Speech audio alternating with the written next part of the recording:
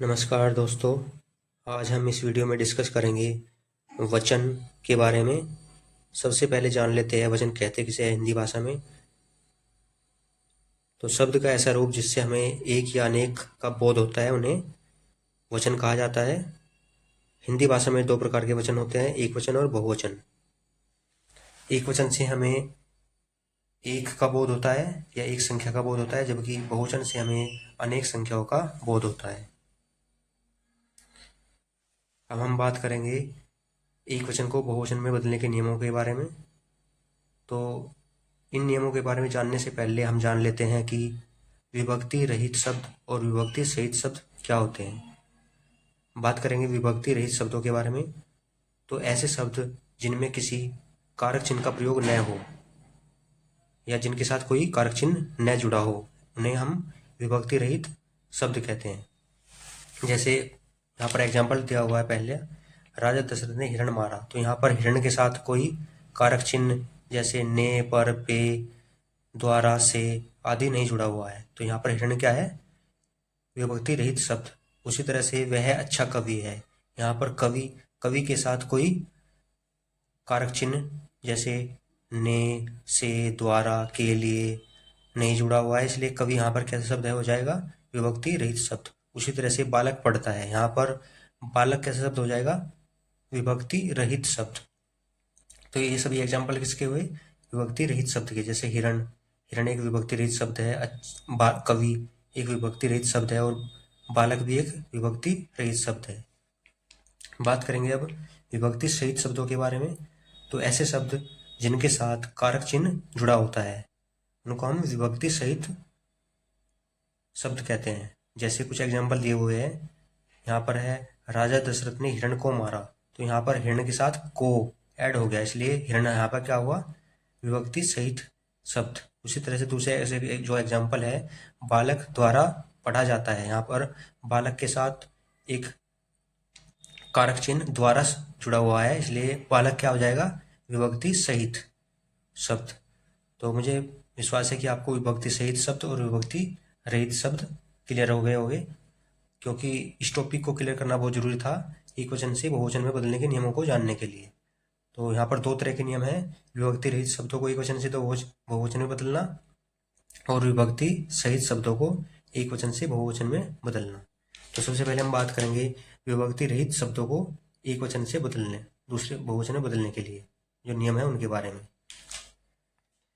तो पहले हम बात करेंगे विभक्ति रहित शब्दों को एक वचन से बहुवचन में बदलने के नियमों की। इससे पहले हम जानेंगे कि आपने कुछ शब्द सुने होंगे, इकारांत, उकारांत, अकारांत, एकारांत। तो ये कुछ नहीं होता है। जैसे इकारांत है, इकारांत का अंत हुआ, मतलब हुआ कि जो शब्द ई की मात्रा के साथ समाप्त होते हैं। वहीं पर उकारांत का मतलब हुआ कि जो शब्द ऊ की मात्रा के साथ समाप्त होते हैं, यानी जिसके अंत में ऊ की मात्रा है। वहीं पर आकारांत का मतलब होगा कि जो शब्द आ की मात्रा के साथ समाप्त होते हैं। तो मुझे लगता है कि आपको ये इकारांत, उकारांत ये सब क्लियर हो गया होगा, क्योंकि इसमें इसका बहुत ज़्यादा यूज है। तो सबसे पहले हम बात करेंगे पुल्लिंग शब्दों के बारे में। पुल्लिंग शब्द कैसा होना चाहिए? मान लिया पुल्लिंग शब्द है कोई, और वो भी कैसा है? आकारांत, यानी ऐसा पुल्लिंग शब्द जिसके अंत में आ की मात्रा आई हुई हो। तो ऐसे शब्दों को हम अगर बहुवचन में बदलना हो तो क्या करते हैं? आ की मात्रा को हटाकर उसकी जगह पर ए की मात्रा लगा देते हैं। क्या करेंगे? आ की मात्रा हटाकर उसकी जगह ए की मात्रा लगा देंगे। जैसे जूता, जूता का क्या हो जाएगा? जूते। तारा, तारे। लड़का, लड़के। घोड़ा, घोड़े। बेटा, बेटे। तो ऐसे पुल्लिंग शब्द जिसका अंत आ की मात्रा के साथ हो रहा हो, उनको एक वचन से बहुवचन में बदलने के लिए हम क्या करते हैं? आ की मात्रा हटा देते हैं और उसकी जगह पर ए की मात्रा लगा देते हैं। इसके अलावा पुल्लिंग वाले जितने भी शब्द बचे विभक्ति रहितों में, उनमें चाहे एकारांत हो, उकारांत, उकारांत, इकारांत, ईकारांत, कोई भी शब्द हो, उन सभी में हम क्या करेंगे? कोई बदलाव नहीं करेंगे। केवल बदलाव किसमें करना है? पुल्लिंग वाले शब्दों में, आकारांत वाले शब्दों में। जबकि इसके अलावा जो भी बचे हुए हैं अकारांत, यानी ए की मात्रा से अंत होने वाले, इकारांत, उकारांत, उन सब में हम कोई बदलाव नहीं करेंगे, उसको ऐसे का ऐसे छोड़ देंगे। लेकिन ये चीज़ ध्यान रखनी है कि ये सभी नियम किसके लिए है? विभक्ति रहित शब्दों के लिए। तो विभक्ति रहित शब्दों में, पुल्लिंग शब्दों में केवल किसमें बदलाव करते हैं? आकारांत वाले शब्दों में। उसके अलावा जो जो भी बचते हैं, एकारांत, उकारांत, इकारांत, उनमें कोई बदलाव नहीं करते, उनको जो का तो छोड़ देते हैं। जैसे बालक पढ़ता है, बालक पढ़ते हैं, तो यहाँ पर एक वचन में भी बालक रहा और बहुवचन में भी बालक रहा, क्योंकि ये शब्द कैसा है? एकारांत वाला, यानी यहाँ पर ये ए की मात्रा के साथ समाप्त हो रहा है। वहीं पर वह अच्छा कवि है, और इसका बहुवचन हो जाएगा वे अच्छे कवि है।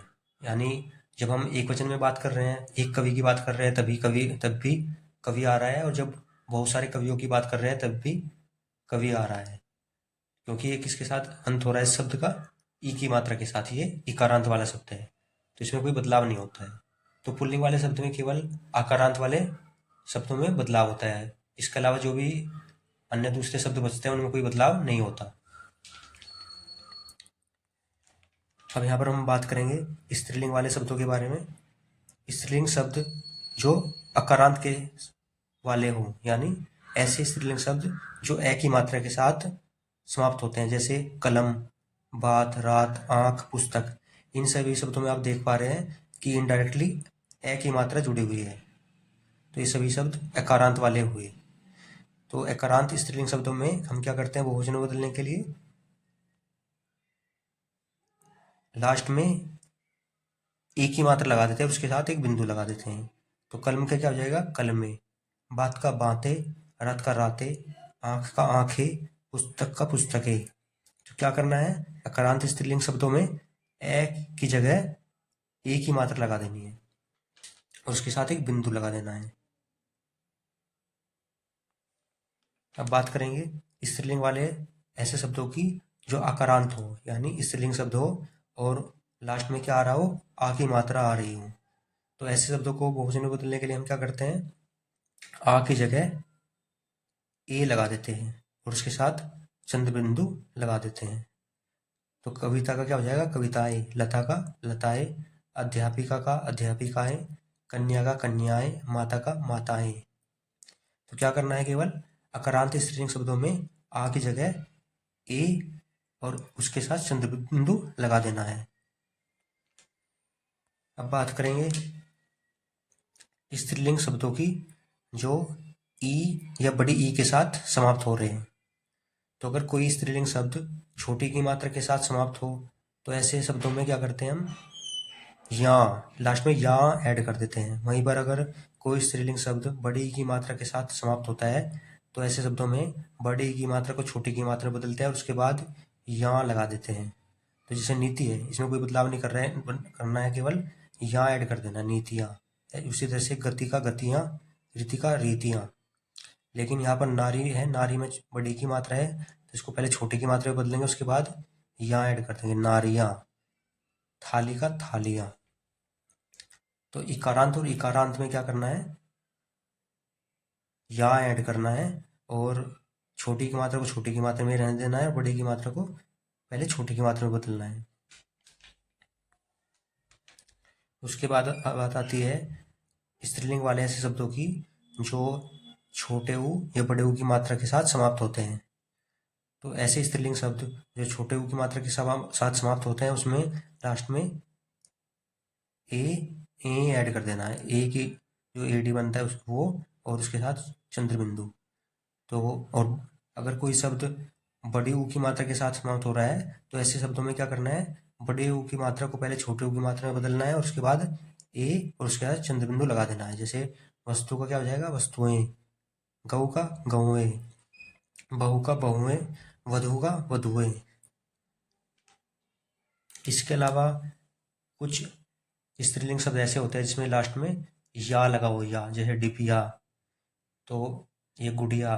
तो ऐसे शब्द जो या के साथ समाप्त होते हैं, ऐसे शब्दों में हम या के साथ चंद्र बिंदु लगा देते हैं, जैसे गुड़िया का गुड़िया, चिड़िया का चिड़िया। तो केवल क्या करेंगे हम? या से समाप्त होने वाले शब्दों में बहुवचन बनाने के लिए केवल चंद्र बिंदु लगा देते हैं लास्ट में, जैसे डिपिया का डिबिया।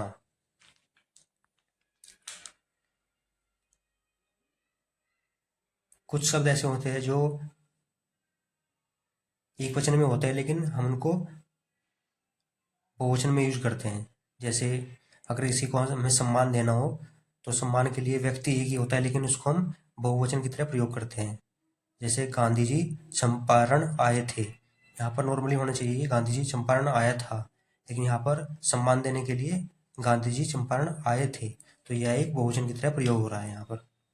तो आदर या सम्मान के लिए जो शब्द प्रयोग होते हैं उनको हम बहुवचन की तरह प्रयोग करते हैं एक वचन होने के बाद भी। जैसे गुरुजी आज नहीं आए, तो आदर या सम्मान के लिए हम एक वचन की जगह पर बहुवचन प्रयोग करते हैं। वहीं पर कुछ शब्द ऐसे हैं जो हमेशा बहुवचन में ही प्रयोग होते हैं। जैसे दाम, दर्शन, प्राण, आंसू, लोग, अक्षत, होश, समाचार, हस्ताक्षर, दर्शक, अश्रु, आशीर्वाद आदि। एक बार दोबारा देख लीजिए। हमेशा बहुवचन में प्रयोग होने वाले शब्द जैसे दाम, दर्शन, प्राण, आंसू, लोग, होश, समाचार, हस्ताक्षर, दर्शक, अश्रु, आशीर्वाद। तो ये सभी शब्द ऐसे हैं जो केवल बहुवचन में प्रयोग हुए हमेशा।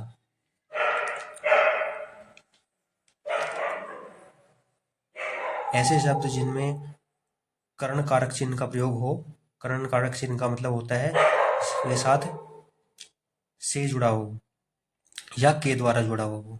तो ऐसे शब्द हमेशा बहुवचन में प्रयोग होते हैं। जैसे बेचारा बंदर जाड़े से ठिठुर रहा है, तो जाड़े के साथ क्या जुड़ा हुआ है? कर्ण कारक चिन्ह। तो जिस शब्द के साथ कर्ण कारक चिन्ह जुड़ा हो तो ऐसे शब्द क्या हमेशा क्या किस में प्रयोग होंगे? बहुवचन में। तो यहाँ पर जाड़ा प्रयोग नहीं होगा, जाड़े प्रयोग होगा। उसी तरह से भिखारी भूखे मर रहा है या भूख से मर रहा है, तो यहाँ पर भी भूख के साथ क्या जुड़ा हुआ है? कर्ण कारक। तो यहाँ पर भी क्या हो जाएगा? भूखे। तो जैसे जाड़ा, गर्मी, भूख, प्यास, इनके साथ अगर कारक चिन्ह जुड़ा, कर्ण कारक चिन्ह जुड़ा हो तो ये से शब्द हमेशा बहुवचन में प्रयोग होंगे। वहीं पर कुछ धातुओं के नाम ऐसे होते हैं जो हमेशा एक वचन में प्रयोग होते हैं। जैसे सोना, चांदी, धन आदि। जैसे हम एग्जाम्पल देख पा रहे हैं, सोना बहुत महंगा है, चांदी सस्ती है, उसके पास बहुत धन है। तो यहाँ पर ये सभी शब्द एक वचन में प्रयोग हो रहे हैं। यहाँ पर ऐसा नहीं बोल रहे हैं हम कि सोने बहुत महंगे हैं, जबकि सोना बहुत मात्रा में हो सकता है, लेकिन उसके बाद भी ये एक वचन की तरह ही प्रयोग होगा। तो कुछ शब्द जैसे सोना, चांदी, धन आदि ऐसे होते हैं जो हमेशा एक वचन की तरह ही प्रयोग होते हैं। इसके साथ साथ कुछ और शब्द ऐसे हैं जो केवल एक वचन में ही प्रयोग होते हैं। जैसे हर एक, प्रत्येक, हर। यहाँ पर कुछ एग्जाम्पल दिए हुए हैं। हर एक कुआं, प्रत्येक व्यक्ति, हर इंसान। तो यहाँ पर आप देख पा रहे हैं कि ये सभी शब्द एक वचन की तरह प्रयोग हुए हैं। यहाँ पर हर एक कुएं का पानी मीठा नहीं होता, प्रत्येक व्यक्ति यही कहेगा, हर इंसान इस सच को जानता है। तो हर इंसान इस सच को जानते हैं नहीं हुआ है, यहाँ पर क्या हुआ है? जानता है। यानी यह कैसी तरह प्रयोग हुआ है? एक वचन की तरह। उसी तरह से प्रत्येक व्यक्ति यही कहेगा, तो यहाँ पर भी है एक वचन की तरह प्रयोग हुआ है। यहाँ पर यह नहीं कहा गया कि प्रत्येक व्यक्ति यही कहेंगे। तो ये सभी शब्द किस तरह प्रयोग हुए? एक वचन की तरह। इसके साथ साथ जो समूहवाचक संज्ञा होती है वो भी हमेशा एक वचन की तरह ही प्रयोग होती है। जैसे पुलिस, जनता, टोली। तो समूहवाचक संज्ञा ऐसी संज्ञा होती है जिसमें कि पूरे समूह का बोध होता है, जो एक पूरा ग्रुप रिप्रेजेंट करती है। तो ऐसे शब्द भी हमेशा एक वचन की तरह ही प्रयोग होते हैं, जैसे पुलिस, जनता, टोली, ये सभी। इसके अलावा अगर कोई समूहवाचक शब्द अनेक रूप में दिया हुआ है, जैसे टोली की जगह टोलियां दे दी जाए, तो ये बहुवचन की तरह प्रयोग होगा। अगर देश की जगह देशों दे दिया जाए तो ये बहुवचन की तरह प्रयोग होगा। तो अगर सामान्य रूप में संज्ञावाचक शब्द तो वो एक वचन की तरह प्रयोग होगा। लेकिन अगर समूहवाचक शब्द अनेक संख्याओं में दे रखे हैं तो वो बहुवचन की तरह प्रयोग होगा। लेकिन सामान्य तौर पर समूहवाचक शब्द एक वचन की तरह ही प्रयोग होता है। कभी कभी विशेष स्थितियों में ही बहुवचन की तरह प्रयोग होता है। वहीं पर अगर कुछ अवयव है यानी कुछ पार्ट्स है तो वो दोनों तरह प्रयोग हो सकते हैं, एक वचन के रूप में भी और बहुवचन के रूप में भी। जैसे हम यहाँ देख पा रहे हैं, राधा के दांत चमक रहे हैं। तो दांत दांत यहाँ पे क्या हुआ, बहुत सारे दांत है, लेकिन उसके बाद भी हमने दांते नहीं लिखा, दांत ही लिखा है यहाँ पे केवल। तो अगर अवयव बहुत सारे हैं तो वो किस तरह प्रयोग होगा, बहुवचन के रूप में प्रयोग होगा। लेकिन उस लिखा जाएगा वो एक वचन के रूप में। जैसे मेरे बाल सफेद हो चुके हैं, तो बाल, तो यहाँ पर अवयव है बाल, तो बाल को किस रूप में लिखा गया है, एक वचन के रूप में। मेरा एक दांत टूट गया है, तो अगर हम किसी अवयव के साथ एक लगा देंगे तो वो एक वचन के रूप में प्रयोग होगा। और अगर उसको हम उसके साथ एक नहीं लगाएंगे, उसको सिंपली एक ऐसे लिख देंगे, तो वो बहुवचन के रूप में प्रयोग माना जाएगा। जैसे पहला एग्जाम्पल है, राधा के दांत चमक रहे हैं। तो यहाँ पर लिखा तो एक वचन में है, लेकिन दांत किसको रिप्रेजेंट कर रहा है, बहुवचन को। जबकि अगर हम इन अवयवों के साथ एक जोड़ दे पहले से ही, जैसे एक आंख, एक दांत, तो ये किसको रिप्रेजेंट करेगा, एक वचन को। जबकि अगर हम उसको ऐसे ही छोड़ दे बिना कुछ लिखे तो ये बहुवचन को रिप्रेजेंट करेगा। जैसे मेरे बाल, तो यहाँ पर बाल किसे रिप्रेजेंट कर रहा है, बहुवचन को। वहीं पर कुछ शब्द ऐसे होते हैं जो एक वचन और बहुवचन दोनों में समान रूप से प्रयोग होते हैं। जैसे कोई रिश्ता, चाचा चाची, या फिर कोई पोस्ट, राजा, नेता, प्रेम, क्षमा, ये सभी ऐसे शब्द हैं जो एक वचन और बहुवचन में दोनों समान रूप से प्रयोग होते हैं। तो ये एक वचन में भी ऐसे रहेगा और बहुवचन में भी ऐसे ही रहेगा।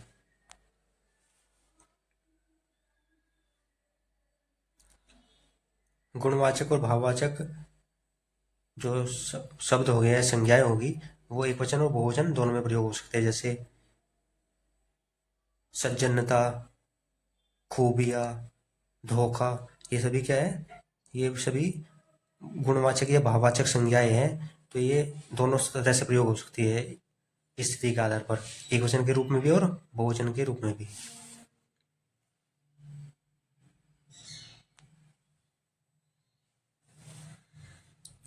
कुछ विशेष शब्द ऐसे होते हैं जिनको हम बहुवचन में बदलने के लिए कुछ इनमें शब्द ऐड करते थे। जैसे साधु, साधु का बहुवचन हो जाएगा साधु लोग। हम का हो जाएगा हम लोग। बालक का बालक गण। अध्यापक का अध्यापक वृंद। मित्र का मित्र वर्ग। विद्यार्थी का विद्यार्थी गण।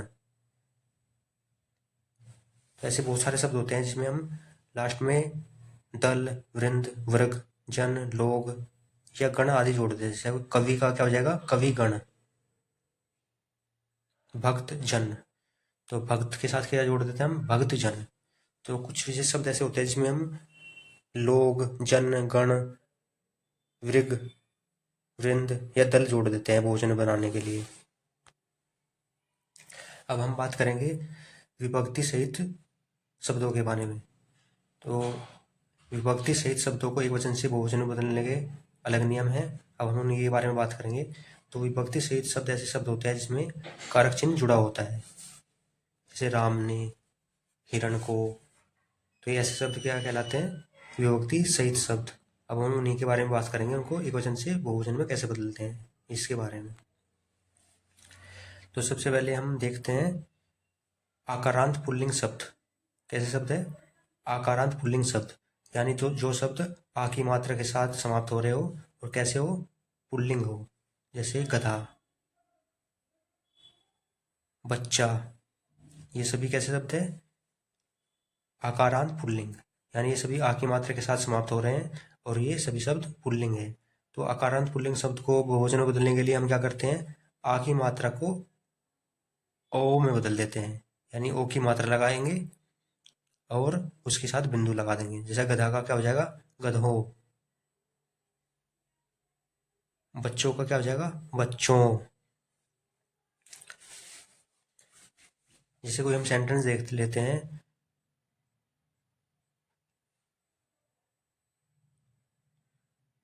माँ बच्चे को दूध पिलाती है, तो उसका क्या हो जाएगा? बहुवचन। बहुवचन हो जाएगा माँ बच्चों को दूध पिलाती है।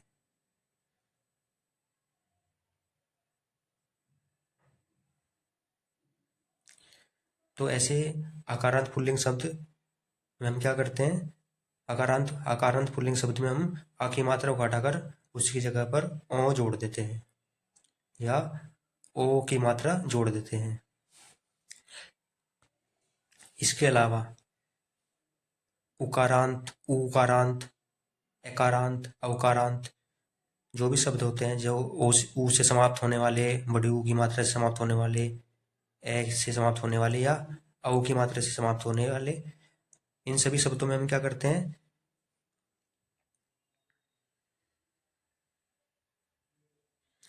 इन सभी शब्दों में हम ओ लगा देते हैं। वहां पर तो ओ की मात्रा लगाई थी, यहाँ केवल जो ओ से ओखली होता है वो लगा देंगे, वो जोड़ देंगे और उसके साथ बिंदु लगा देंगे। जैसे साधु, ये उकारांत है। वधु, ये उकारांत है। घर, ये अकारांत है। तो इन सभी शब्दों में उन्होंने क्या किया? ओ की मात्रा लगा दी और उसके साथ बिंदु लगा दिया। जैसे साधु का साधुओ, वधु का वधुओ, घर का घरो।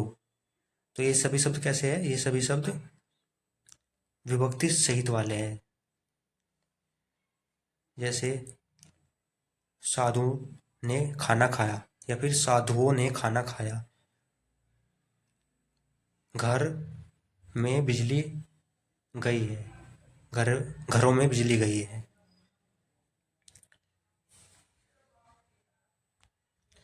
अब हम बात करेंगे इकारांत और ईकारांत वाले शब्दों के बारे में। तो ये कैसे शब्द है? इकारांत और ईकारांत, और सबके उनके साथ क्या जुड़ा हुआ है? कारक चिन्ह। तो इकारांत और ईकारांत वाले विभक्ति सहित चिन्ह को हम बहुवचन में कैसे बदलते हैं, उसके बारे में हम यहाँ देखेंगे। तो इकारांत वाले शब्दों को हम क्या करते हैं? इन सभी शब्दों में हम यों जोड़ देते हैं, यानी या ओ और उसके साथ बिंदु यों। जैसे मुनि का क्या हो जाएगा? मुनियों। गली का गलियों। नदी का नदियों। साड़ी का साड़ियों। श्रीमती का श्रीमतियों। और उसके साथ एक और चीज देखनी है कि जो बड़ी की मात्रा होगी, बड़ी की, उसको हम छोटी की मात्रा में बदलेंगे पहले। तो अब देख लेते हैं वचन से संबंधित कुछ विशेष स्थितियां और विशेष उदाहरण। तो यहाँ पर भारतीय का जो बहुवचन होगा वो होगा भारतीयों। यहाँ पर बड़ी की मात्रा में कोई बदलाव नहीं होता है। खेती का बहुवचन हो जाएगा खेतीहर।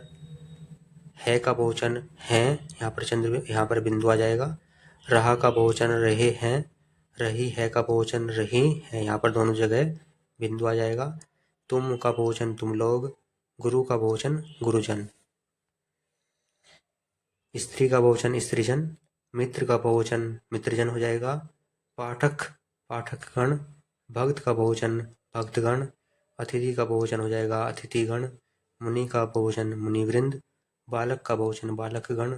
शिशु का बहुवचन हो जाएगा शिशुवृंद।